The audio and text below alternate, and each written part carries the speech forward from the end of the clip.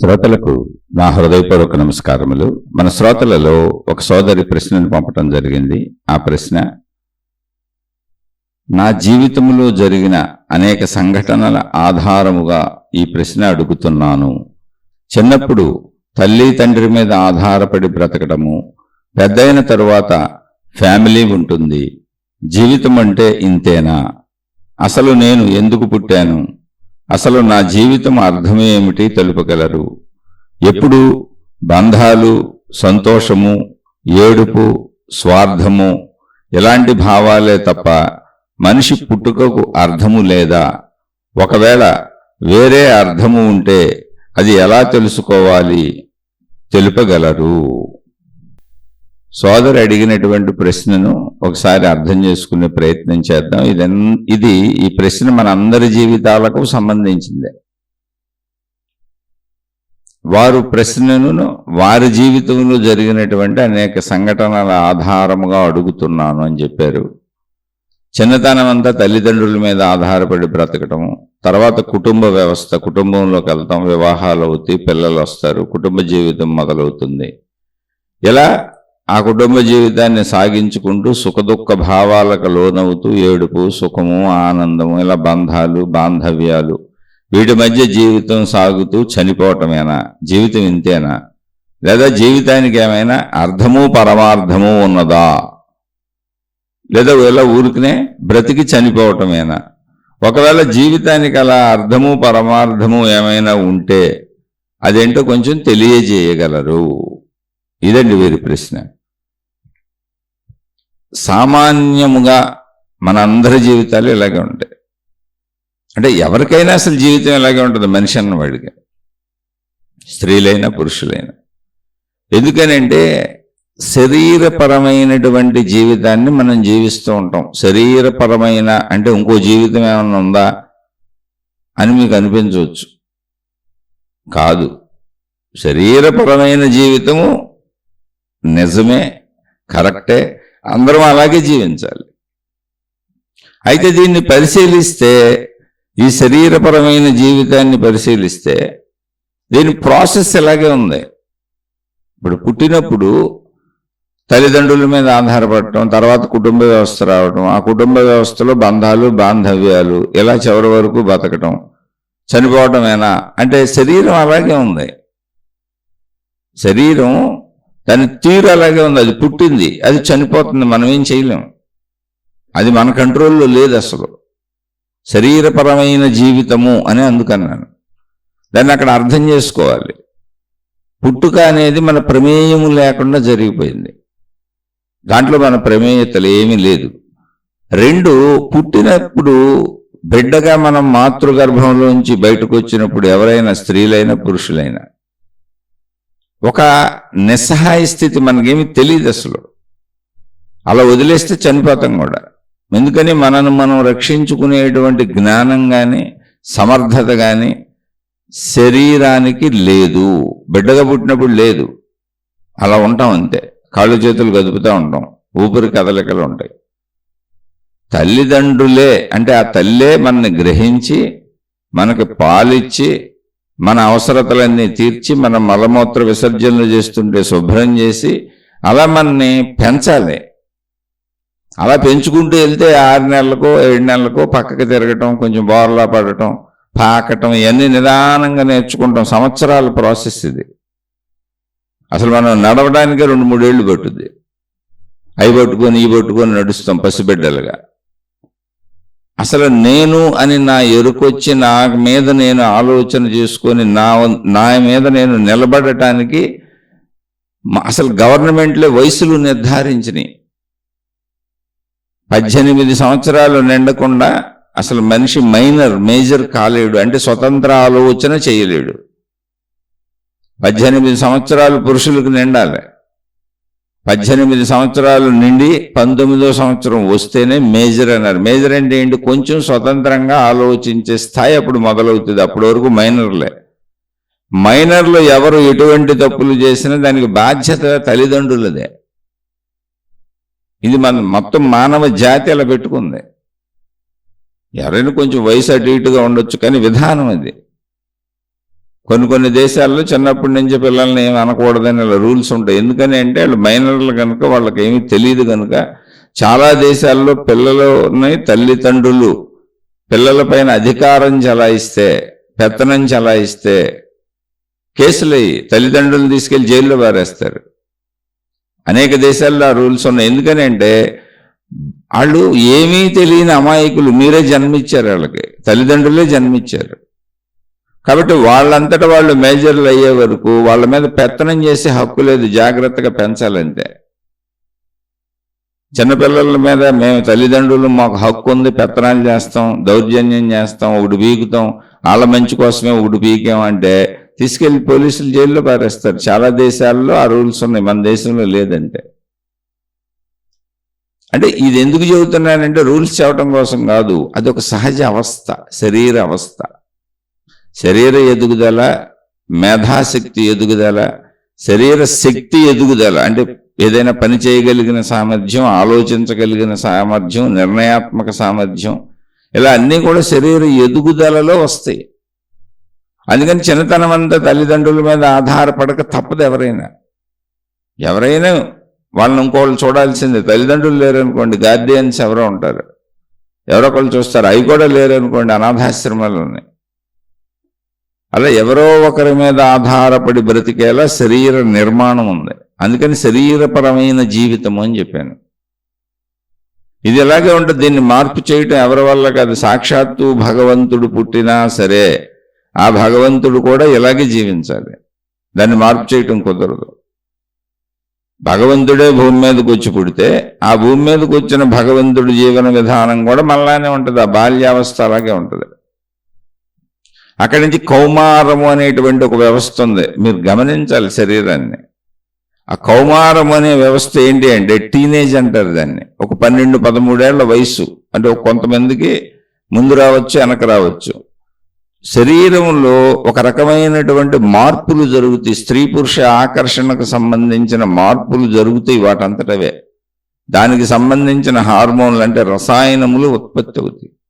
అక్కడి నుంచి స్త్రీ పురుష ఆకర్షణ శరీరంలో వస్తుంది. దానంతటది మనం తయారు చేసుకుంటుంది కాదు. అది మన శరీర నిర్మాణం మొత్తం దానంతటది జరుగుతున్న విషయము.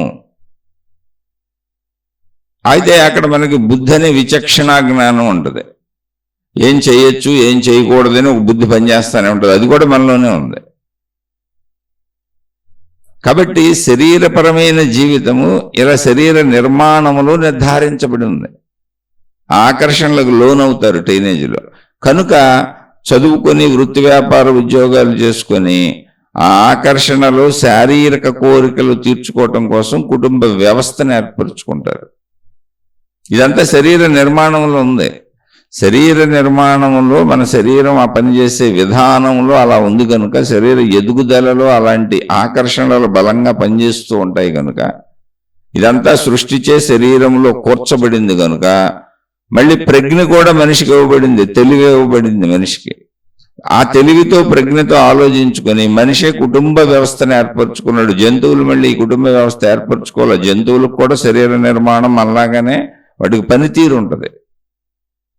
కానీ మనిషిలో ఉన్న ప్రజ్ఞ చేత, జ్ఞానం చేత, తెలివి చేత, మేధస్సు చేత కుటుంబ వ్యవస్థను ఏర్పరచుకున్నాడు, బాధ్యతలు ఏర్పరచుకున్నాడు, ధర్మాలు ఏర్పరచుకున్నాడు, కర్తవ్యములు ఏర్పరచుకున్నాడు. అవన్నీ మనుషులు ఏర్పరచుకున్నారు. దానికి కారణం మనిషిలో ఉన్న ప్రజ్ఞ.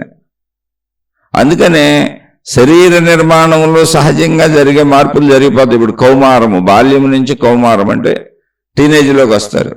ఆ దశలో శరీరంలో జరిగే మార్పుల్ని ఎవరు ఆపలేరు.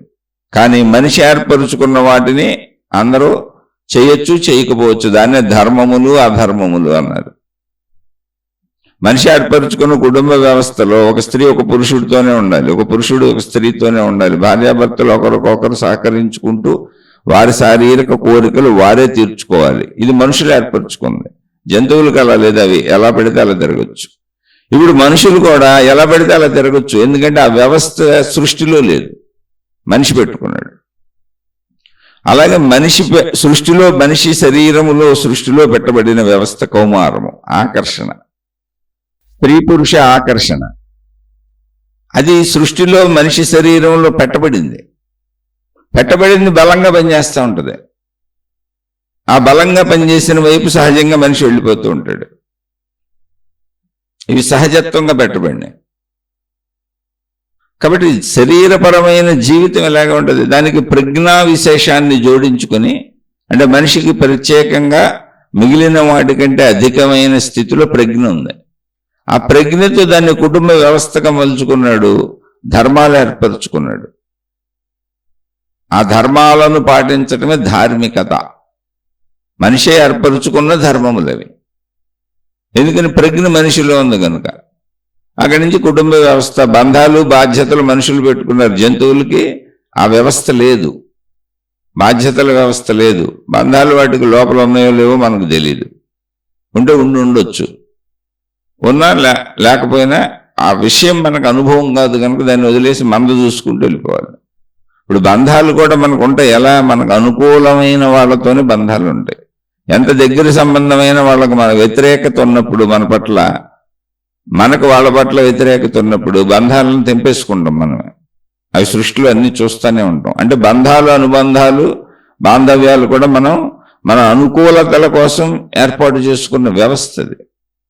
ఆ అనుకూలతలు పోయిన చోట వాటిని తెంపేసుకుంటూ ఉంటాం, ఎంత దగ్గర సంబంధ బాంధవ్యాలైన. అందుకని శరీరపరమైన జీవితం ఇలాగే ఉంటుంది. ఇలా జీవిస్తూ మళ్ళీ ఇందులో గమనించవలసిన అంశం, ఒక ముఖ్యమైన అంశం ఉంది.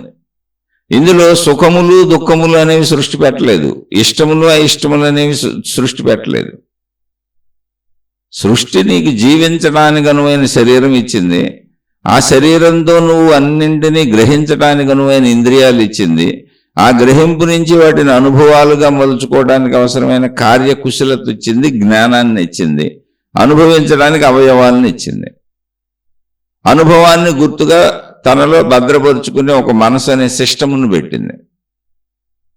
ఇందులో ఇష్టము అయిష్టము ఏర్పరుచుకుంది మనం, సృష్టి కాదు. సృష్టి ఆ ప్రాసెస్ శరీరంలో పెట్టలేదు.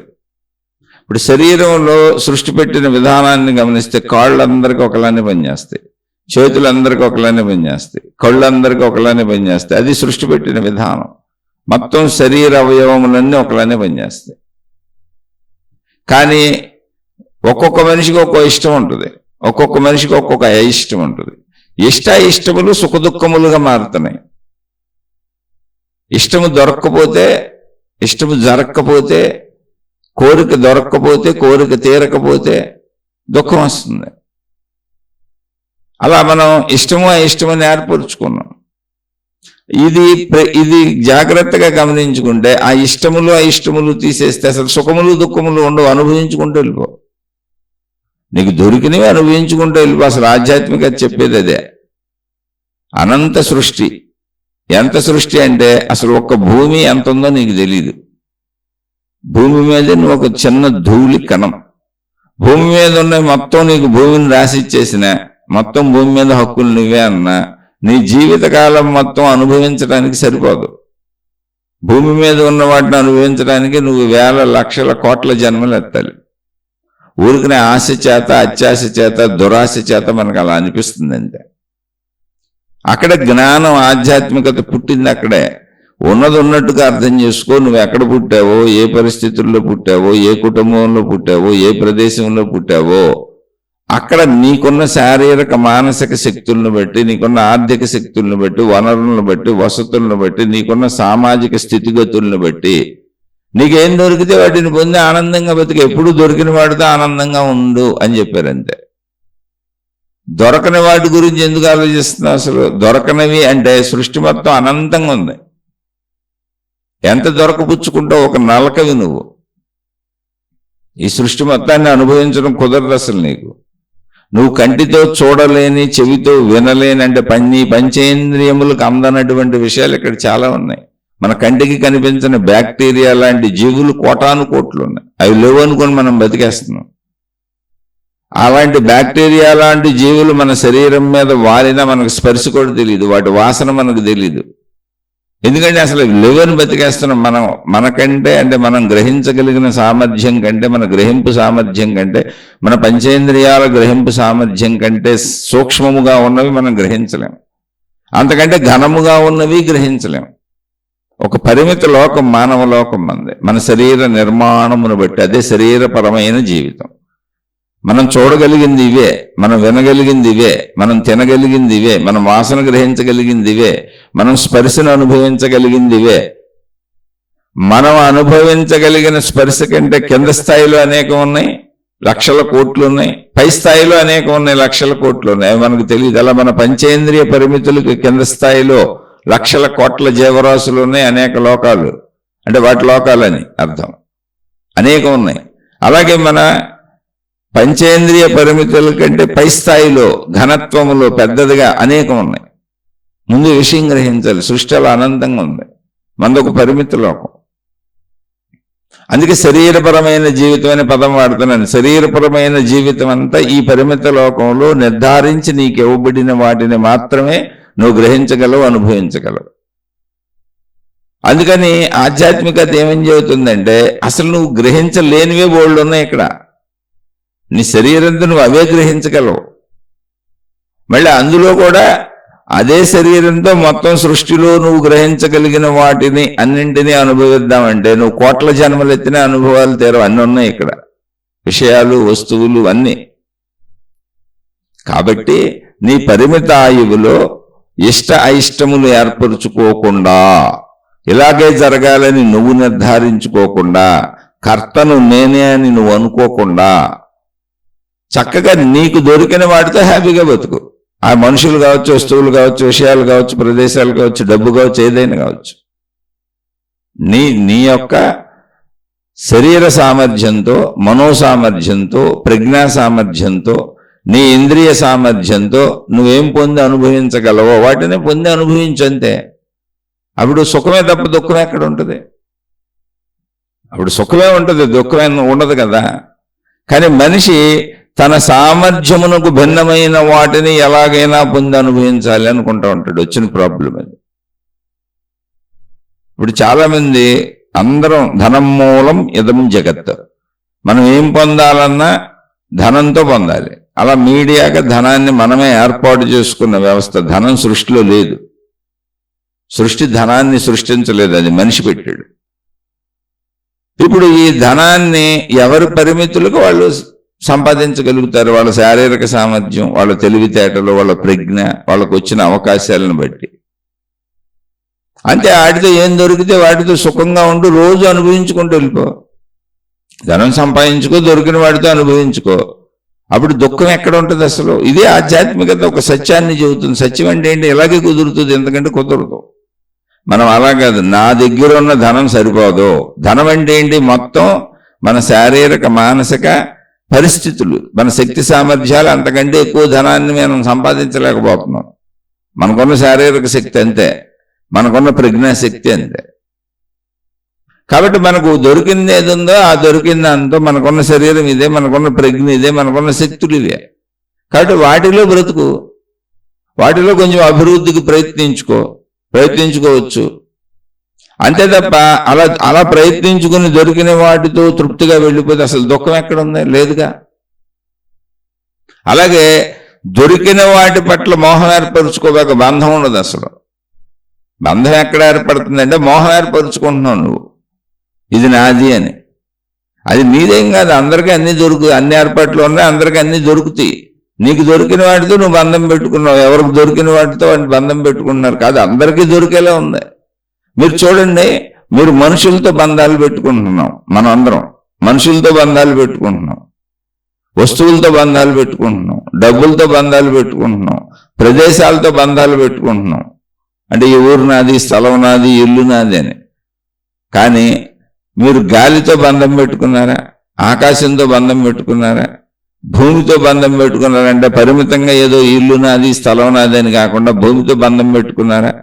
మొక్కలతో బంధం పెట్టుకున్నారా? ప్రకృతితో బంధం పెట్టుకున్నారా? వాతావరణంతో బంధం పెట్టుకున్నారా? బంధం పెట్టుకోలే. ఎందుకో తెలిసి అది అందరిదే, అందరూ అనుభవిస్తారు. మొత్తం భూమి మీద ఉన్న సమస్తము మానవ జాతి వరకు తీసుకుందాం మనం, అందరికీ గాలి కావాలి, పీల్చుకుంటున్నారు. దాన్ని ఎవరు ఫ్రీ సంపాదించక్కర్లే, డబ్బు చెల్లించక్కర్లే. కాబట్టి అందరికీ ఫ్రీ సమానత్వం. కాబట్టి బంధం పెట్టుకోలే. అసలు బంధం అనే ఆలోచన రావట్లే, అక్కడ సుఖ దుఃఖం అనే ఆలోచన రావట్లే. అక్కడ ఎటువంటి బాధ లేదు, ఇబ్బంది లేదు. ఎందుకంటే ఫ్రీ, అది ఉచితం. గాలి లోపలికి వెళ్తుంది, బయటకు వస్తుంది, అది పీల్చుకొని వదిలేస్తూ ఉంటాం. అలాగే సూర్యరశ్మి ఫ్రీ, ఏ బంధమో పెట్టుకోవాలి. అలాగే భూమి మీద పండేయి తిరగటం అంత ఫ్రీ. ఏదో మనం కట్టుకున్న ఇల్లు వరకు కొనుక్కోవటం తప్ప, అంటే అది మనం ఏర్పాటు చేసుకున్న వ్యవస్థలో భూమి అంతా ఫ్రీ, ఎక్కడ పెడితే అక్కడ తిరగచ్చు. అందుకని బంధం పెట్టుకోవాలా. ఈ భూమి అంతా నాది అనుకోవట్లా, మనం మొక్కలకు బంధం పెట్టుకున్నాం, ఇల్లు వ్యవస్థ ఏర్పరచుకున్నాం కాబట్టి. పంచభూతాత్మకమైనటువంటి మొత్తం సృష్టితో ఇటువంటి బంధం పెట్టుకోవాలి. ఎందుకని దాని మీద అందరికీ హక్కు ఉంది. హక్కు ఏం లేదు, అసలు ఎవరు ఏ బంధం పెట్టుకోవాలో హక్కు లేదు. ఉపయోగించుకుంటూ జీవిస్తారు. ప్రకృతి ఎప్పటికీ అలా ఉంటుంది. అందులోనే పుడతారు, అందులో చచ్చిపోతారు. మరి బంధాలు ఎవరు పెట్టుకున్నారు? మనం ఏర్పాటు చేసుకున్నాం పరిమితత్వంలో.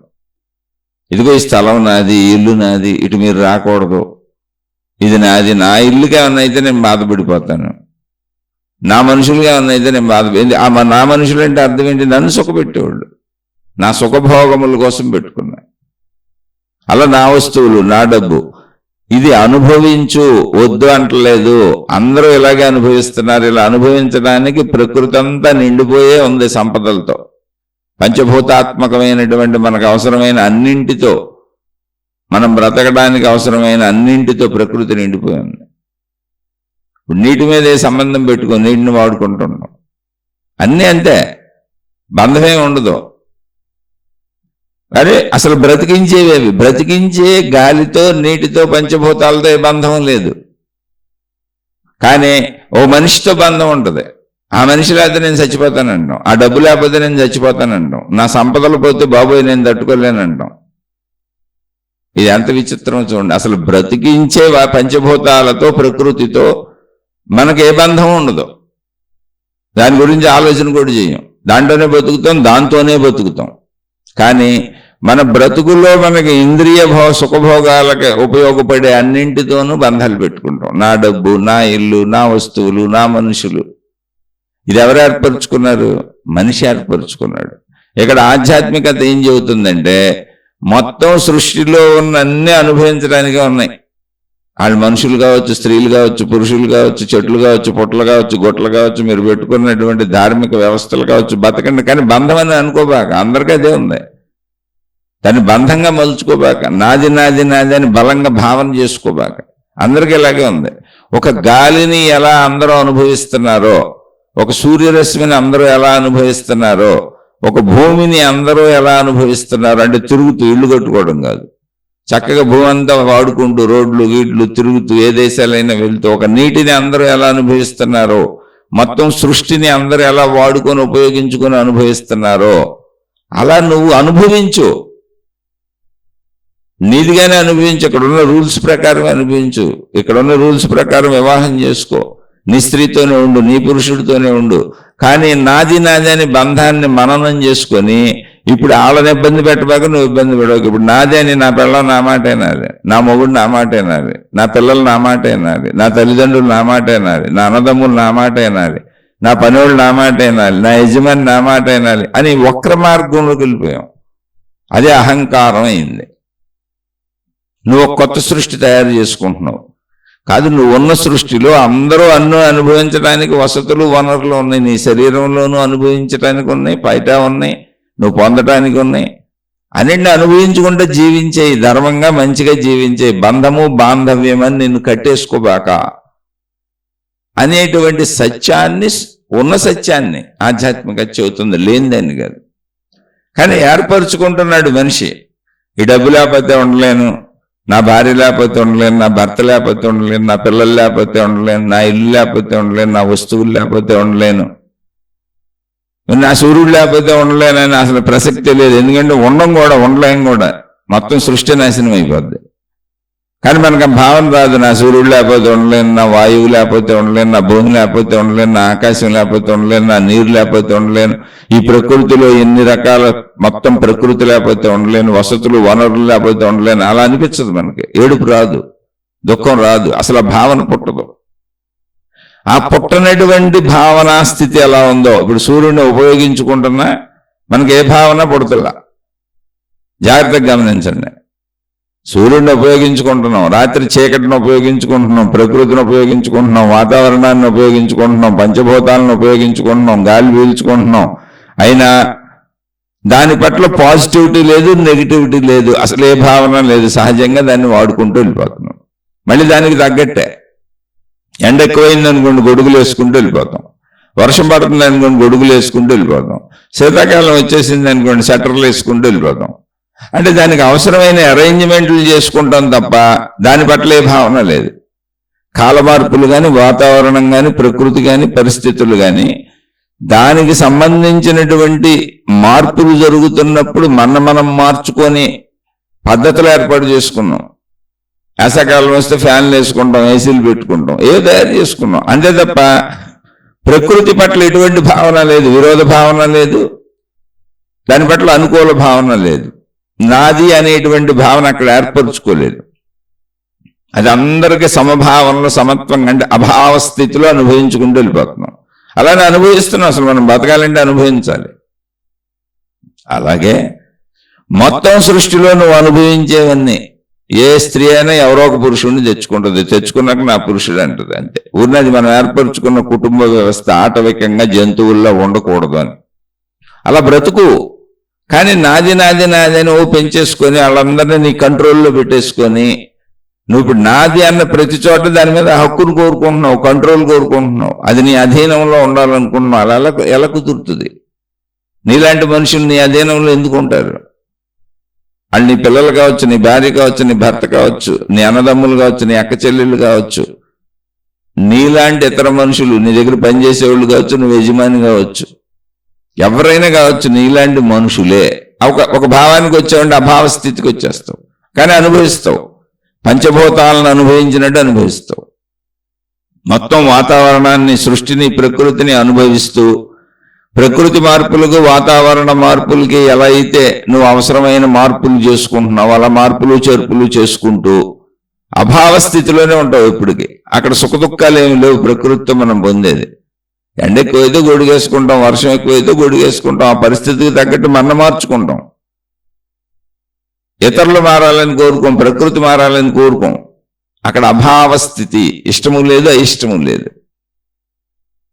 దానికి తగ్గ ప్రయత్నం ఏదో చేసుకొని మనం బ్రతికించుకుంటూ వెళ్ళిపోతుంటాం. ప్రకృతి నుంచి అన్ని అనుభవించుకుంటూ వెళ్ళిపోతుంటాం.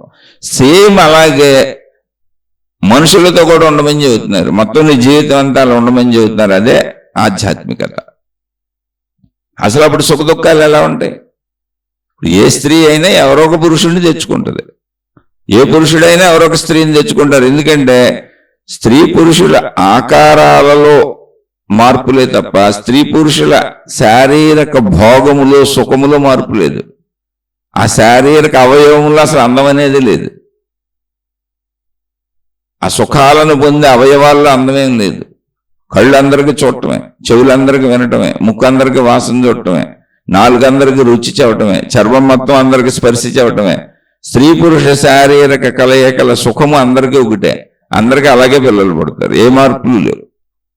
అలానే మార్పులుగా ఉన్నటువంటి రూపురేఖలు కూడా, పొట్టి, పొడుగు, లావు, సన్నం, ఎరుపు, తెలుపు, నలుపు, ఇలా రంగులు, ఇవన్నీ కూడా ప్రకృతి మనుషులు బ్రతకడానికి అనువుగా చేసింది తప్ప అందచందాలని నువ్వు ఏర్పరుచుకొని, నువ్వు భావాలు పెట్టుకొని, నువ్వేదో కొత్త సృష్టి తయారు చేసుకు బతకడానికి కాదు. అది నువ్వు తయారు చేసుకున్న సృష్టి. అసలు అందచందాలే లేవు. మొత్తం సుఖభోగాలన్నీ శరీరంలో ఒకటే. అవి నువ్వు ఏర్పాటు చేసుకున్నావు అందచంద. అందుకే ఒకళ్ళకి అందంగా ఉన్నోళ్ళు ఇంకోళ్ళకి నచ్చరు, ఒకళ్ళకి నచ్చిన వస్తువు ఇంకోళ్ళకి నచ్చదు, ఒకళ్ళకి నచ్చిన మనిషి ఇంకోళ్ళకి నచ్చరు. అలా అన్ని ఇష్టాయిష్టాలు మారిపోతుంటాయి. ఎందుకంటే వ్యక్తిగతమైనది. కానీ సృష్టిపరంగా అంతా ఒకటే. సృష్టి అలా రూపురేఖలు వేరుగా ఎందుకు పెట్టింది, గొంతులు వేరుగా ఎందుకు పెట్టిందంటే ఎవరి భార్య ఎవరో, ఎవరి భర్త ఎవరో, ఎవరి పిల్లలు ఎవరో, ఎవరి తాలూకా ఎవరో, అసలు నేనెవరో, నేను అని విడిగా ఇండివిజువల్గా ఎంటిటీతో బ్రతకడానికి అనువుగా ఏర్పరచబడిన వ్యవస్థది. స్త్రీలందరూ ఒకలా, పురుషులందరూ ఒకలా, పిల్లలందరూ ఒకలా ఉంటే బతకడం కుదరదు. ఇక్కడ గజిబిజి జీవితం అయిపోద్ది. అంతే తప్ప అందచందాన్ని నువ్వు ఏర్పాటు చేసుకున్నావు. ఇందులో నువ్వే అన్ని తవ్వుకున్నావు, ఇష్టాలని. అందుకని ఆధ్యాత్మికత అంటే ఏంటంటే అసలు ఇష్టము అయిష్టం అన్నది లేదు. పంచభూతాత్మకమైనటువంటి పంచభూతాలను ఎలా వాడుకుంటున్నావో, పంచభూతాత్మకమైనటువంటి విశాల ప్రకృతిని ఎలా వాడుకుంటున్నావో, అందులోని విషయాలను వస్తువుల్ని ఎలా వాడుకుంటున్నావో, అలా నువ్వు అన్నింటినీ వాడుకో, అనుభవించి, అవి కూడా వాడుకొని అనుభవించే. అసలు నువ్వు బ్రతకటానికే పంచభూతాల ఆధారం కదా. గాలి లేకపోతే నిమిషం బతకలేం, నీరు లేకపోతే బతకలేం, సూర్యుడు లేకపోతే బతకలేం, ఏది లేకపోయినా బతకలేం. సృష్టిలో అన్ని వనరులు వసతులు ఉన్నాయి. మరి అనుభవించి బతుకుతున్నాం కదా. బతుకటానికే ఆధారమైన వాటి పట్ల ఒక అభావ స్థితిలో సాగుతున్న మనం పూర్తి ఒక అభావ స్థితిలో బతుకుతూ అనుభవిస్తున్నాం. మళ్ళీ అన్నీ వాటి పట్ల అభావ స్థితి అంటే ఏంటి? వాటి పట్ల నాకు వ్యతిరేకత లేదు, అనుకూలత లేదు, ఇష్టము లేదా, ఇష్టము లేదు. నా అనుభవానికి వీలుగా, నేను జీవించడానికి వీలుగా వాటిని అనుభవించి బతుకుతున్నా అంతే. అలా బతకొచ్చు కదా. ఇక్కడ కూడా అలాగే ఉంది. ప్రకృతి అంతా అంటుంది. పురుషులందరూ పురుష జాతి వస్తానే ఉంటుంది, స్త్రీ జాతి వస్తానే ఉంటుంది, పిల్లలు పుడతానే ఉంటారు. అవి నువ్వు ఏర్పరచుకున్న ధర్మములు పాటించుకో. ఆ ధర్మాల ప్రకారం జనన మరణాలు జరుగుతూ ఉంటాయి. మళ్ళీ మాకు పిల్లలు పుట్టలేదని చెట్ల చుట్టూ, పుట్టల చుట్టూ, ఆ గురువుల చుట్టూ, మహాత్ముల చుట్టూ, దేవుళ్ళ చుట్టూ, దేవతల చుట్టూ ఎందుకు తిరుగుతున్నావు అసలు? మళ్ళీ ఎలాంటి పిల్లలు పుట్టాలి? మంచి పిల్లలు పుట్టాలి, ఆ పిల్లలు పుట్టాలి, ఈ పిల్లలు పుట్టాలి. సృష్టి అన్ని ఏర్పాట్లు చేసి పెట్టేసింది అక్కడ. ఆ ప్రకారం అవి జరుగుతూ ఉంటాయి అంతే. అంటే తప్పంటలో నేను ఇలాంటి ఇష్టముల వ్యవస్థ వల్ల నీకు సుఖదుఖములు వచ్చినాయి. అవన్నీ మనుషులు ఇండివిజువల్గా తయారు చేసుకున్నాయి భావనలు. అలా భావనలు లేకుండా జీవించేయచ్చు. ఎందుకంటే జీవిస్తున్నాం ఆల్రెడీ. మనం వాయువుతో ఏ భావన పెట్టుకోలేదు, సూర్యుడితో ఏ భావన పెట్టుకోలేదు, భూమితో ఏ భావన పెట్టుకోలేదు, అనంత సృష్టితో అసలు ఏ భావన పెట్టుకోలేదు. అభావ స్థితిలో దాన్ని అనుభవిస్తూ బతుకుతున్నాం కూడా. దానికి తగ్గట్టే మనం జీవిస్తున్నాం కూడా. అలాగే నువ్వు నీ చుట్టూ ఉన్న అందరికి తగ్గట్టు జీవించు. అలాగే నీ చుట్టూ ఉన్న అన్నింటికి తగ్గట్టు జీవించు. అన్నిటినీ అనుభవించుకుంటూ వెళ్ళిపో. దేశకాల పరిస్థితుల ధర్మాలు ఏంటి, ఆ ధర్మాల ప్రకారం అనుభవించుకుంటూ వాటిని బంధాలు బాంధవ్యములు అనుకోకుండా వ్యవస్థ. అంటే ఇప్పుడు నీరు పడిస్తే తడుస్తుంది, అది నీటి ధర్మం. నీరు తడుపుతుంది, తడుస్తాం. తడవాలనుకుంటే తడు, వద్దనుకుంటే గొడుగేసుకో. అలాగే ఎండ పెడితే వేడిగా ఉంటుంది, కావాలనుకుంటే వేడిని అనుభవించి, వద్దనుకుంటే గొడుగేసుకో. అలా ప్రాపంచిక పరిస్థితులకు ఎలా మార్పులు చేసుకుంటున్నావో అలా నీ చుట్టూ ఉన్న మనుషులు కావచ్చు, ప్రకృతి కావచ్చు, ఏవైనా వాటికి కూడా అలా నిన్నే మార్చుకుంటూ అన్నిటినీ అనుభవించుకుంటూ వెళ్ళిపో. బంధాలు బాంధవ్యాలు, సుఖాలు దుఃఖాలు, ఇష్టాలు అయిష్టాలు ఇవన్నీ ఎందుకు? మళ్ళీ వీటి నుంచి మోసాలు పుట్టినాయి, వీటి మీద పెత్తనాలు పుట్టినాయి, అధికారాలు పుట్టినాయి, చెడు పుట్టింది, అన్యాయాలు అక్రమాలు పుట్టినాయి, దుర్మార్గాలు పుట్టినాయి. అలా కాదు, నువ్వు ఆల్రెడీ జీవిస్తున్నావు, పంచభూతాత్మకమైన ప్రకృతిని అనుభవిస్తున్నావు, పంచభూతాలను అనుభవిస్తున్నావు. కానీ అభావ స్థితిలో చక్కగా అనుభవించుకుంటూ వెళ్ళిపోతున్నావు. నీ పరిమితిలో నీకేం కావాలో ఆ గాలి పీల్చుకుంటున్నావు, ఆ సూర్యుడిని అనుభవిస్తున్నావు, భూమిని అనుభవిస్తున్నావు, నీటిని అనుభవిస్తున్నావు, పంచభూతాత్మక సృష్టిలో దొరికే అన్నిటిని అనుభవిస్తున్నావు. అలాగే బతుకుతున్నావు. ఇక్కడ ఎందుకు మళ్ళీ మనుషులు, బంధాలు, బాంధవ్యాలని ఇలా చచ్చిపోతాను, వీళ్ళ కోసం ఎవరినైనా చంపేస్తాను, ఎన్ని మోసాలైనా చేసేస్తాను, ఎంతైనా లాక్కుంటాను, పీక్కుంటాను, ఎందుకు ఇదంతా? అంటే వ్యసనపరురాలు అయిపోతున్నావు. కోరికలను పెంచుకున్న వ్యసనం అంటే తాగుడు, పేకాట్లే, జోదాలు, చెడు అలవాట్లు కాదు. ఈ జీవితంలో సత్యతను కోల్పోయి జీవించటం మొత్తం వ్యసనమే. బంధాలు మోహం అనే వ్యసనం. అదే అందుకని అజ్ఞానం అని చెబుతున్నారు. జ్ఞానం అంటే ఏంటి? పంచభూతాత్మకమైనటువంటి పంచభూతాలను ఎలా ఉపయోగించుకు జీవిస్తున్నావో, మొత్తం ప్రకృతిలో అన్నింటినీ ఎలా ఉపయోగించుకు జీవిస్తున్నావో అలాగే మనుషులతో ఉండు. అలాగే మనుషులు ఏర్పరుచుకున్న ధర్మాలను పాటించి. ఇప్పుడు సూర్యుడి ధర్మం వేడి, నీటి ధర్మం చల్లదనం, తడపటం, వాయుధర్మం నిన్ను బతికించడం, భూమికో ధర్మం, ఆకాశానికో ధర్మం, ప్రకృతిలో ఉన్న వస్తువులు విషయాలన్నింటికీ ధర్మాలు ఉన్నాయి. వాటికి అనుగుణంగానే జీవిస్తున్నావు కదా. అలాగే మనుషులు ఏర్పరచుకున్న ధర్మాలకు కూడా అనుగుణంగా జీవించు. బంధాలు పెట్టుకోకు, బాంధవ్యాలు పెట్టుకోకు. జనన మరణాలు ఇక్కడ ఇలా జరిగిపోతూ ఉంటాయి. నువ్వు ఎప్పుడైతే పెట్టుకున్నావో ఆ పెట్టుకున్నవన్నీ అహంకారంగా మారుతున్నాయి. పెత్తనం చేయాలనిపిస్తుంది, చెడు వైపుకి వెళ్తున్నాం, అజ్ఞానంలోకి వెళ్ళిపోతున్నాం, అహంకారంలోకి వెళ్ళిపోతున్నాం. అంటే ఈ పదాలన్నీ అక్కడ పుట్టుకొచ్చినాయి. అంటే నాది, నావి, నా వాళ్ళు, ఒక పరిమితత్వానికి వస్తున్నాం. పోనీ మళ్ళీ వాళ్ళని ఏమైనా ప్రేమగా చూస్తామంటే కాదు, వాళ్ళ మీద పెత్తనాలు చేయాలి, అన్నీ నాకు అనుకూలంగా కావాలి, ఇలా వస్తున్నాయి. అందుకని బంధాలు బాంధవ్యాలు అనేవి పరిమితికి లోబడినటువంటి ధార్మిక వ్యవస్థలో మనం ఏర్పరుచుకున్న కుటుంబ వ్యవస్థలో కేవలం బాధ్యతలుగా నువ్వు నిర్వర్తించవలసిన కర్తవ్యములే తప్ప ఆ కర్తవ్యాలు సక్రమంగా నిర్వర్తించడం అనే పని చేయడం తప్ప ఆశించటం, పెత్తనం చేయడం, అహంకారంతో ఇతరులకు చెడు చేయడం ఇటువంటివి చెయ్యకూడదు. పంచభూతాత్మక ప్రకృతితో ఎలా ఉంటున్నావో, ఎలా ఉంటూ దాన్ని వినియోగించుకుంటున్నావో అలాగే మొత్తం జీవితం అలా గడిపేసే మనుషులతో, చుట్టూ ఉన్న ప్రకృతితో, వస్తువులతో, విషయాలతో. నువ్వు చేయాల్సిన ధర్మాలు చెయ్యి. ఏం చేస్తున్నావు? ఎండ ఎక్కువైతే వద్దనుకుంటే గొడుగేసుకుంటున్నావు, వర్షం పడితే గొడుగేసుకుంటున్నావు, తడవాలనుకుంటే తడుస్తున్నావు. అలా అక్కడ ఏది చెయ్యాలో అది చెయ్యి. అది ధర్మము. అప్పుడు ఇక సుఖ దుఃఖములు అనేవి మనిషి జీవితంలో అసలు ఉండవు. అప్పుడు అభావస్థితి ఏంటంటే భావాలు ఉండవని కాదు, ఎక్స్పెక్టేషన్స్ అంటే ఆశింపులు లేని, ఆశలు లేని, దురాశలు లేని, అత్యాశలు లేని జీవితాన్ని హాయిగా జీవిస్తావు, అన్ని అనుభవిస్తావు, అన్ని పొందుతావు. అలా ఆల్రెడీ మనం ప్రకృతితో అలాగే ఉన్నాం. కానీ మనుషులు వ్యవస్థలో మన చుట్టూ ఉన్న బంధాలు, బాంధవ్యాలతో ఉండలేకపోతున్నాం. ఇంతేనా జీవితం, ఎలాగైనా ఈ సుఖ దుఃఖాలైనా, ఈ గొడవలైనా, ఈ గోళ్ళైనా అని అనిపిస్తుంది. ఎందుకని అవసరాలు కదా మనుషులు. ఇతరులు ఇలాగే ఉన్నారు, మనం ఎలాగన్నా ఒకళ్ళ మీద ఒకళ్ళు డామినేట్ చేసుకున్నప్పుడు ఎవరైతే డామినేషన్కి గురయ్యారో వాళ్ళు దుఃఖానికి గురవుతున్నారు. ఎక్కడైనా అంతే. అలాగే ఎవరైతే ఆశలకి, అత్యాశలకి గురయ్యారో వాళ్ళు దుఃఖానికి గురవుతున్నారు. ఎవరైతే పోల్చుకు చూసుకుంటున్నారో వాళ్ళు దుఃఖానికి గురవుతున్నారు. ఎవరైతే ఇతరులతో నిరంతరం ఘర్షణలు పడుతూ ఉంటారో వాళ్ళు దుఃఖానికి గురవుతున్నారు. కాదు, నువ్వు సూర్యుడితో ఘర్షణ పడవు, ఒక వాయువుతో ఘర్షణ పడవు, ఒక భూమితో ఘర్షణ పడవు, ఒక పంచభూత ప్రకృతితో ఏ విధమైన ఘర్షణ పడవు.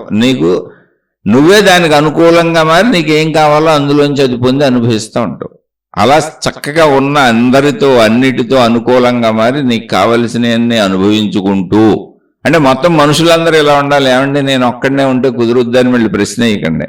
విషయాన్ని వివరించాను అంతే. వివరించిన విషయం ఆచరించడం నాకు కూడా కుదరదు. ఎందుకంటే నా చుట్టూ ఉన్న వాళ్ళందరూ మళ్ళీ అలా ఉండాలిగా. విషయ వివరణ ఆధ్యాత్మికత అంటే ఇది. ఈ సత్యాన్ని తెలుసుకొని ఇలా జీవించండి. జనన మరణాలు ఇవన్నీ ఫిక్స్డ్, సృష్టి తీరులోనే అన్ని ఫిక్స్ అయి ఉన్నాయి. అలా చక్కగా జీవించుకుంటూ వెళ్ళిపోదాం. అప్పుడు జీవించుకుంటూ వెళ్ళిపోయినప్పుడు దుఃఖాలు అసలు ఎందుకుంటే అన్ని సుఖాలే ఉంటాయి. ఏం దొరికితే అట్లా అనుభవించుకో. దొరకని వాటి గురించి ఆలోచించుకోబాకు. ఎవరికో దొరికిపోయినాయని అంటే ఇంకా చూడకో, పోల్చుకోకు. అంతే, సింపుల్ జీవితం. అయితే మరి ఇప్పుడు సోదరు అడిగిన ప్రశ్నలో ఇంకో భాగం ఏంటంటే, జీవితం ఇంతేనా, ఈ సుఖ దుఃఖాలు, బంధాలు, బాంధవ్యాలేనా అంటే శరీరపరమైన జీవితం ఇలాగే ఉంది. అందులో ఇలా జీవిస్తే అసలు దుఃఖము అనేది ఉండదు, ఎప్పుడు సుఖమే ఉంటుంది. దొరికిన వాటితో హాయిగా ఉంటాం అంతే.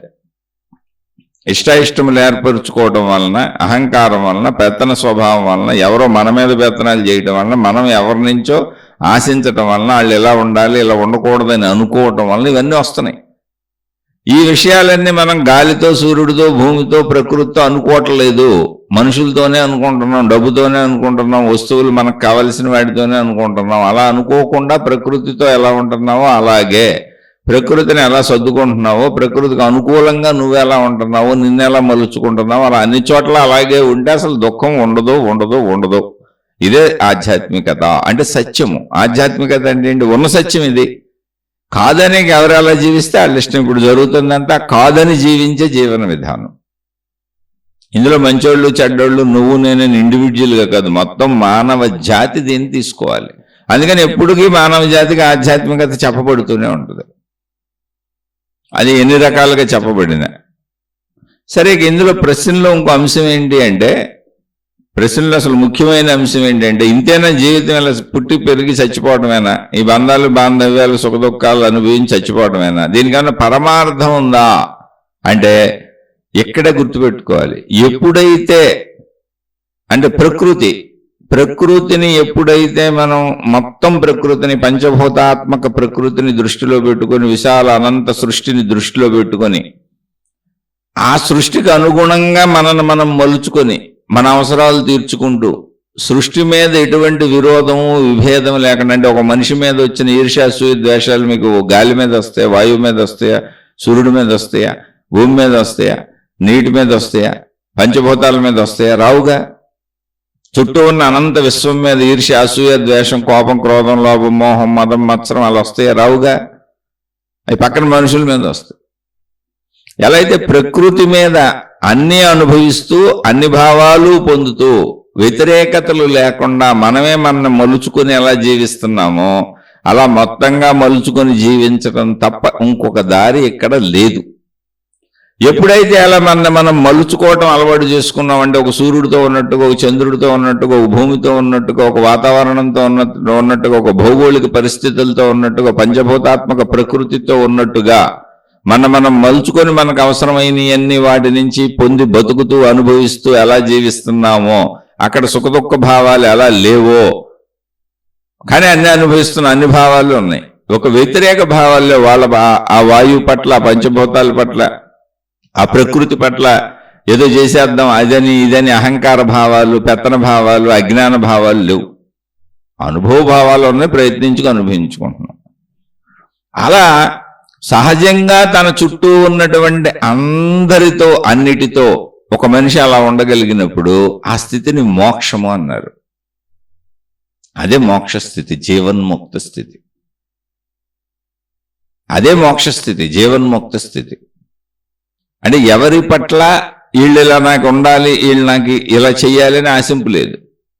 ఇప్పుడు ఒక వాయువు సహజంగా పీల్చుకు ఎలా వదిలేస్తున్నామో వాయువు గురించిన ధ్యాస ఎలా లేదు, ఒక సూర్యుడిని సహజంగా అనుభవించి ఎలా వదిలేస్తున్నామో సూర్యుడి పట్ల ధ్యాస ఎలా లేదు, ఒక భూమిని మొత్తంగా సహజంగా వాడేసుకుంటూ ఎలా జీవించేస్తున్నామో భూమి పట్ల ధ్యాస ఎలా లేదు, ఒక నీటిని సహజంగా వాడుకుంటూ జీవించేస్తున్నామో ఎలా జీవిస్తున్నామో నీటి పట్ల ధ్యాస ఎలా లేదు, అలా మొత్తం ప్రకృతిలో ఉన్న అన్నింటినీ సహజంగా వాడుకుంటూ ఎలా జీవించుకుంటూ, అంటే ప్రకృతిని మనం తయారు చేసుకునే కాదు, ప్రకృతిని ఎలా సహజంగా జీవిస్తూ వాటి పట్ల ధ్యాస ఎలా అయితే లేదో, జీవిస్తున్నాం, వాటిని పొందుతున్నాం, అనుభవిస్తున్నాం, బ్రతుకుతున్నాం, లేకపోతే బ్రతుకే లేదు. కానీ వాటి పట్ల ఎటువంటి రాగద్వేషములు లేవు. రాగము లేదు, ద్వేషము లేదు, ప్రేమ లేదు, వ్యతిరేకత లేదు. ఒక సమస్థితిలో ఎలా వెళ్ళిపోతున్నామో అలా నువ్వు అన్నిటి పట్ల అందరి పట్ల అవగాహనతో సమస్థితిలో ఉండగలిగినప్పుడు, ఎందుకంటే ఇక్కడ జీవులన్నీ ప్రకృతిలో భాగమే, మనుషులందరూ ప్రకృతిలో భాగమే, జంతువులన్నీ ప్రకృతిలో భాగమే. అసలు ప్రకృతి అంటేనే మొత్తం మనతో సహా కలిపిన సమస్తము. అలా మొత్తంతో నువ్వు ఉండగలిగినప్పుడు అక్కడ ఒక సమభావన, అభావస్థితి అంటే ఏంటి? అనుభవిస్తాను, నా భార్యని తెలుసు, నా భర్తని తెలుసు, నా పిల్లలని తెలుసు, వాళ్ళు మనుషులని తెలుసు, వాహనాలని తెలుసు, అది డబ్బు అని తెలుసు, వాయువు అని తెలుసు, సూర్యుడు అని తెలుసు, పంచభూతాలని తెలుసుగా, కానీ వాటి పట్ల ఏమనుకోంగా, అనంత ప్రకృతి పట్ల ఏమనుకోంగా. అలాగే ఇక్కడ అన్నీ తెలిసినా కూడా వాటిని అనుభవిస్తూ సమభావంతో ఉంటూ ఎప్పటికప్పుడు అది ఎలా ఉందో, ఇప్పుడు వాయువు తీవ్రంగా వీచిందనుకోండి, మనం రక్షించుకునే ప్రయత్నం చేస్తాం, కానీ వాయువును మనం ఏం చెయ్యం. ఇప్పుడు తుఫాన్లు వస్తాయి, పెద్ద పెద్ద సునామీలు వస్తాయి, పెద్ద పెద్ద భూకంపాలు వస్తాయి, బోల్డ్ జరుగుతూ ఉంటాయి, ప్రకృతి వైపరీత్యాలు. రక్షించుకునే ప్రయత్నం చేస్తాం, లేదా వాటికి బలైపోతాం, అలా కూడా జరుగుద్ది. కానీ వాటిని మనం ఏం చేయలేం, వాటిని ఏం అనుకోం, అసలు అనడానికి లేదు అక్కడ. అది ప్రకృతి వైపరీత్యం అంతే. అలాగే మనుషులతో కూడా నీకు నష్టం జరిగినా, నీకు కష్టం జరిగినా, నువ్వు మనుషులతో కూడా ప్రకృతిని ఎలా తీసుకుంటున్నావో అలా తీసుకొని, ఎందుకంటే మనుషులు కూడా ప్రకృతే, జంతువులు కూడా ప్రకృతి, అన్ని ప్రకృతే. అలానే అలా అనుభవించొద్దంటలే. మళ్ళీ సహకారానికి వచ్చింది భార్య, అనుభవించు, సహకారానికి వచ్చాడు భర్త, అనుభవించు, వ్యతిరేకించారు, ప్రకృతి వైపరీత్యం, వదిలేసిపో అంతే, దానికి పట్టించుకో. అలా ఎలా అయితే ప్రకృతితో ఒక సమస్థితిలో, అభావ స్థితిలో, అంటే వ్యతిరేకతలు పుట్టించుకోని స్థితిలో మళ్ళీ అదే ప్రకృతిలో బతకాలి, బతుకుతున్నాం. ఎన్నో భూకంపాలు, ఎన్నో సునామీలు, ఎన్నో ప్రళయాలంటే విపత్తులు అని, వీటన్నింటిని మళ్ళీ సరి చేసుకుంటూ బతుక్కుంటూ వెళ్ళిపోతాం. అంతేగాని రోజు భూమిని తిట్టుకుంటూ, సునామీ వచ్చిందని సముద్రాన్ని తిట్టుకుంటూ, సూర్యుడిని తిట్టుకుంటూ ఎలా ఏం బతకమే. మనం సరి చేసుకొని మళ్ళీ మొత్తం ప్రకృతిని మనకు అనుకూలంగా మలుచుకొని మళ్ళీ జీవితం మొదలు పెడతాం. అలా ఎప్పటికప్పుడు నువ్వు అలా జీవిస్తే అది జీవన్ముక్త స్థితి. ప్రకృతి కూడా నీకు ఇబ్బందులు ఇస్తూ ఉంటుంది, ఆనందాలు ఇస్తూ ఉంటుంది. అయితే ప్రకృతిలో జరిగే మార్పులన్నీ ఆ ప్రకృతిలో అన్నింటి అవసరాల కొరకు జరుగుతున్నాయి, మనకు తెలియని చర్యలు. అసలు మన అదుపులో లేని చర్యలు, మన శరీరమే మన అదుపులో లేదు. అది జీవన్ముక్త స్థితి. అటువంటి వాళ్ళకి రాగద్వేషములు ఉండవు, సుఖదుఖములు ఉండవు, తమ ప్రయత్నంతో దొరికిన వాటితో హాయిగా ఆనందంగా బతుకుతారు. వాళ్ళు మళ్ళీ చెబుతున్న ప్రయత్నించొద్దంటలేదు, ఆనందించొద్దంటలేదు, అనుభవించొద్దంటలేదు. ప్రయత్నించి దొరికేవన్నీ అనుభవించుకో, ఆనందించుకో, దుఃఖం ఉండదు, ఎప్పుడు హాయిగా ఉంటుంది. ఋషులు, మునులు, యోగులు, తపస్సంపన్నులు అందరూ ఇలాగే బతికారు. ఎప్పుడు హాయిగా బతికారు, ఆనందంగా బతికారు, శాంతిగా బతికారు, దుఃఖం లేదు. ప్రకృతితో ఎలా ఉంటారో, పంచభూతాలతో ఎలా ఉంటారో, మొత్తం విశ్వంతో ఎలా ఉంటారో, మనుషులతో కూడా అలాగే ఉన్నారు. ఎందుకని అలాగే ఉండాలి అని మనం మార్చుకున్నాం అధికారాలు, పెత్తనాలు, హోదాలు. ఇలా ఎవరైతే జీవిస్తారో ఆ ప్రకృతి సహజ జీవితం అంటే అది. అలా జీవించినప్పుడు అందులో ఇష్టములు లేని జీవితం, ఆశలు లేని జీవితము, ఇవన్నీ లేకుండా ప్రకృతి సహజ జీవితం అంటే ప్రకృతి ఎలా ఉంటుంది దాని ప్రకారం అది నడుస్తుంది. నాకు ఇవ్వబడినటువంటి శక్తులు, ఆలోచనల ప్రకారం నేను నా ధర్మాలు పాటించుకుంటూ, నా కర్తవ్యములు పాటించుకుంటూ, నన్ను నేను రక్షించుకుంటూ జీవించడమే తప్ప ఎదుటి నుంచి ఆశింపు లేదు. ఎదుటిది సహకరిస్తే ప్రయత్నిస్తాను, అనుభవిస్తాను, సహకరించకపోతే సైలెంట్గా ఉంటాను. అలా జీవించుకుంటూ వెళ్ళినప్పుడు అది జీవన్ముక్త స్థితి. జీవన్ముక్తులకి బాధలు ఉన్నాయి, నార్మల్ స్థితిలో ఉన్నాయి, సుఖాలు ఉన్నాయి. కానీ వాటిని తీవ్రమైనటువంటి ఉద్వేగాలుగా మలుచుకోవాలా. ప్రకృతి ఎలాగే ఉంటుంది అని తమ శరీరంతో సహా, ప్రకృతిలో కలిసిపోయి ఉంది శరీరం. పుట్టుక ప్రకృతి చర్య, శరీరం పెరగడం ప్రకృతి చర్య, శరీరం బాల్యకౌమార యవ్వన వార్ధక్య దశలు పొందటం, మరణం ప్రకృతి చర్య. ఆ ప్రకృతి చర్యలను అంగీకరించుకుంటూ వెళ్ళిపోవటమే జీవన్ముక్త స్థితి, ఆధ్యాత్మిక జ్ఞానం. అలా ఎవరైతే అంగీకరించుకుంటూ జీవించుకుంటూ వెళ్ళిపోతారో, అలా ఒక సమస్థితిలో ఉన్న మనసు కానీ, భావాలు కానీ, అంటే ఎటువంటి వ్యతిరేకతలు లేని స్థితులను అంగీకరిస్తూ దొరికిన వాటితో ఆనందిస్తూ ఆ ఒక సమస్థితిలో, ఉద్వేగాలకు లోని కాని మానసిక స్థితిలో, చెడు లేని మానసిక స్థితిలో, పరిమితత్వము అజ్ఞానము లేకుండా మొత్తం సృష్టి ఇలాగే ఉంటుంది అని అర్థం చేసుకుని జీవించేటువంటి స్థితిలో ఎవరైతే ఉంటారో వాళ్ళకి వాళ్ళ అంతరంగములోనే ఏర్పడిన సమస్థితి చేత సుఖదుఖములు ఉండకపోగా ఏకత్వ భావన కుదురుతుంది. ఎప్పుడైతే ద్వంద్వత్వము అంటే ఇది ఎలాగే ఉంటుందని అర్థమై దానికి తగ్గట్టుగా జీవించుకుంటూ వెళ్ళిపోతున్నాం, అది శరీరపరమైన జీవితం. అక్కడ ఒక ద్వంద్వత్వం పోయి ఏకత్వ భావన వస్తుంది, అదే మోక్ష స్థితి. ఇప్పుడు శరీర భావన ఊరికనే శరీరం ఉంది కనుక ప్రయత్నించుకున్నా, తిన్నా, కూర్చున్నా అంతే. మళ్ళీ ఇంకా నేను నిర్మలత్వ స్థితికి వెళ్ళిపోయా, నిశ్చలత్వ స్థితికి వెళ్ళిపోయా. ఇప్పుడు సాయంత్రం పొద్దున్న సాయం దాకా తింటా కూర్చోను, పొద్దున్న సాయం దాకా అనుభవిస్తూ కూర్చోను. స్త్రీ పురుష శారీరక సుఖమైన నిమిషం, 2 నిమిషాలు, 3 నిమిషాలు, అంతే. నిమిషాల లెక్కలో నువ్వు తినే తిండి అయినా నిమిషాల లెక్కలో. ఏదో కొంత సమయం వృత్తి వ్యాపార ఉద్యోగాలు, తర్వాత నిశ్చల స్థితికి వెళ్ళిపోతావు. ఎవరికైతే అసలు ఈ వృత్తి వ్యాపార ఉద్యోగాలు కూడా అధికంగా ఎందుకు చేయాల్సి వస్తుందంటే అధిక కోరికలు ఉండటం వలన, అధిక ఆశలు ఉండటం వలన.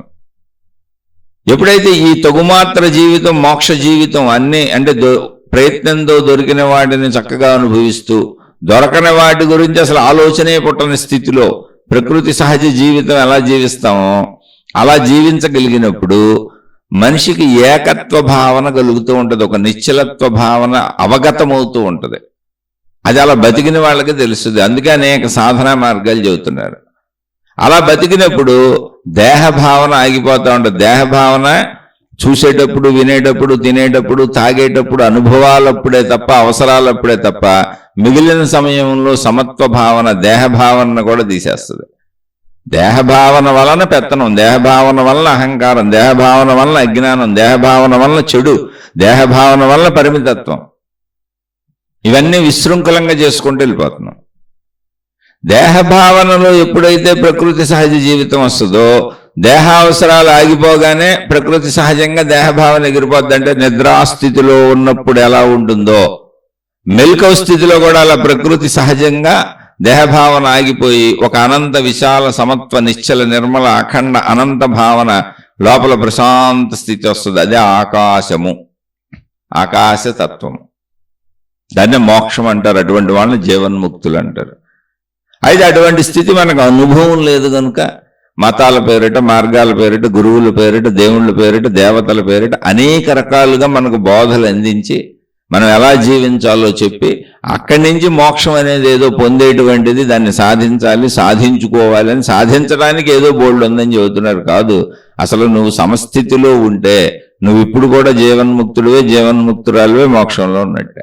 ఆశంపు లేని స్వభావం, దొరికిన దాంతో ఆనందంగా ఉంటాం.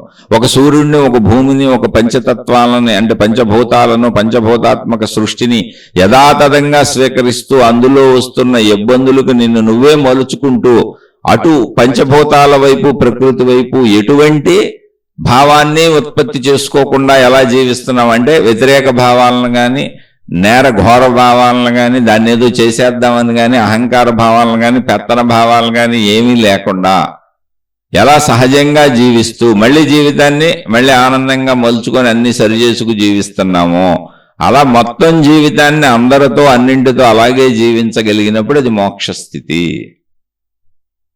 అప్పుడు ప్రకృతితో మమేకమైపోతావు, ప్రకృతిలో కలిసిపోతావు, నీ అంతరంగం సమస్థితిలోకి వస్తుంది. అంతరంగం ఎప్పుడు కదులుతుంది? తినాలన్నప్పుడు ఆకలి కోసం కుదురుద్ది, తింటే ఆగిపోతావు అంతే. అలా చిన్న చిన్నవి చూడాలి, అవసరాలు అంతే, చిన్న చిన్నవి కదిలి ఆగిపోతుంటావు. అలానే స్త్రీ పురుషులు, శారీరక సుఖాలు, పిల్లలు ఇవన్నీ ఉంటాయి. ఋషులు, మునులు, యోగులకు ఉన్నాయి కదా. అలాగే కదా వాళ్ళు జీవించి మనకు అన్నీ చెప్పారు. కానీ సమయం మిగిలిపోద్ది. ఇవన్నీ అతి తక్కువ సమయాలు జీవితానికి కేటాయింపబడతాయి. ఆ శరీర భావనలో శరీరపరమైన జీవితాన్ని గడిపినాక ఇంకా మళ్ళీ కోరికలు, ఆలోచనలు, ఈర్ష్యలు, అసూయలు, ద్వేషాలు, దాచుకోవటాలు, దోచుకోవటాలు, ఆశలు, అత్యాశలు ఉండవు కనుక ఒక సమభావన అంటే శరీర భావన కూడా లేని, సృష్టి భావన కూడా లేని ఒక నిశ్చల ప్రశాంత భావనకే మనసు వచ్చేస్తూ ఉంటుంది ఎప్పటికప్పుడు. అది జీవన్ముక్త దశ. నిత్యం కోరికలు ఉన్నోడికి మనసు ఆవైపోద్ది, నిత్యం చెడు ఉన్నోడికి మనసు ఆవైపోద్ది, నిత్యం అహంకారం ఉన్నోడికి మనసు ఆవైపోద్ది.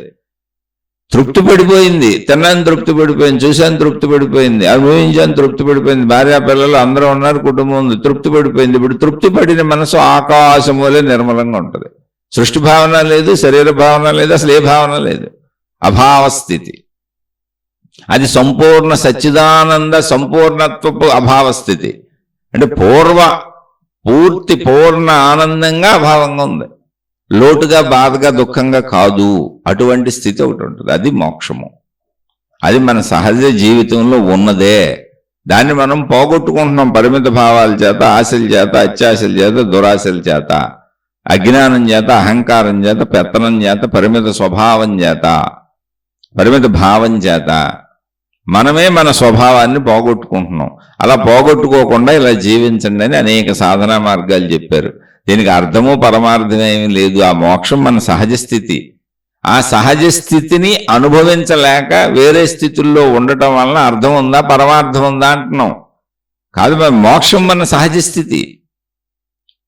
అందులో శరీరం నడుస్తుంది కాసేపు, మళ్ళీ మోక్ష స్థితికి మేము వెళ్ళిపోతాం, సహజ స్థితికి వెళ్ళిపోతాం. మళ్ళీ శారీరపరమైన జీవితానికి వచ్చినప్పుడు తినాల్సింది, తాగాల్సింది, కాలకృత్యాలు తీర్చుకుంటాం, అనుభవించుకుంటాం. మళ్ళీ మానసిక స్థితి తృప్తి పడిపోయి ఆగిపోద్ది. అందుకని తృప్తి వలన మాత్రమే మోక్ష స్థితికి వస్తాం.